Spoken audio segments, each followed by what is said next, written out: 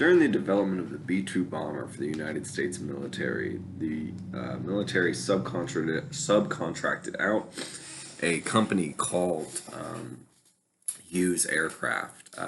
This organization was started by eccentric billionaire Howard Hughes in the 30s, and they had produced a variety of U.S. military and commercial aircraft to this point. However, during the development of this process, multiple whistleblowers came out and began talking about internal practices at Hughes, which they considered to be unethical. These whistleblowings can primarily be broken down into two categories, one being a misrepresentation of Hughes's products and their reliability, the other one being a deliberate attempt for Hughes to get more taxpayer money essentially than they were allotted by deceiving the Department of Defense.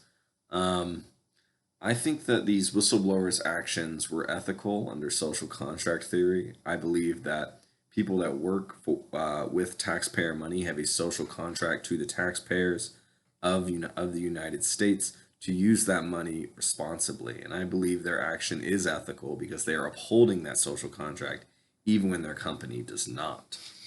And so essentially there was a wide variety of chips that people were asked to test, and in actual tests they were finding around 10% of them would fail, but Hughes, in order to speed up the process and save money, encouraged them to put a pass on all chips. There's an idea of chips called hot chips, which is essentially when the chips are ready to go, they don't even require testing. Obviously, this is what we prefer, but for these ships, for these large, multi-million-dollar aircraft, testing would be preferred. But when these engineers spoke up against this to their superiors or the people above their superiors, they often got in trouble.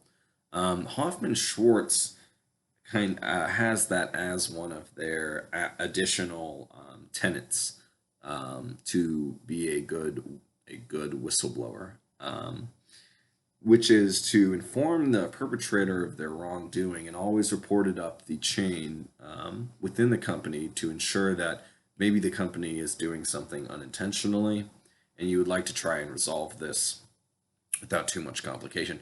Unfortunately, these whistleblowers did do that and still ran into problems. They were threatened with firings, and generally their performance ratings actually decreased, which was quite unfortunate. I do believe that these whistleblowers were following IEEE and ACM standards. IEEE, I believe their third tenet says, be honest with your claims and reviews of products. Hughes Aircraft asking them to deliberately lie about the state of testing of their products is directly going against IEEE standards. ACM has a very similar standard about being honest and trustworthy. These are fundamental ethical theories, especially when you are working with taxpayer money. Hoffman Schwartz does have some interesting additions. Under the old rules by DeGiorgio, he considered physical harm to be the utmost importance, which is obviously we can agree upon is an important thing. But Hoffman Schwartz also added in massive financial damage to consider to be a very harmful thing that whistleblowers could attempt to prevent. The money we're talking about is in the range of millions, basically taking money directly out of U.S. taxpayers' pockets. This is massive financial damage and would fall under the appropriate terms for a whistleblower under the Hoffman-Schwartz standards. Another thing is that you have to believe that you'll make a difference, and I do legitimately think these whistleblowers believed they would make a difference at the company. It is unfortunate. Another tenet, of course, is gather as much evidence as you need, but you don't have to be the one to actually go out and prove this. I'm glad that steps were taken against Hughes to ensure that this taxpayer stuff would not happen. This abuse of taxpayer money would not continue to happen. And I'm glad these whistleblowers felt comfortable coming forward before they had enough evidence so they could personally take it to court. That's obviously a very high burden of proof. So overall, I think that the whistleblowers were very ethical, and I appreciate their action in an attempt to help the taxpayers. Thank you.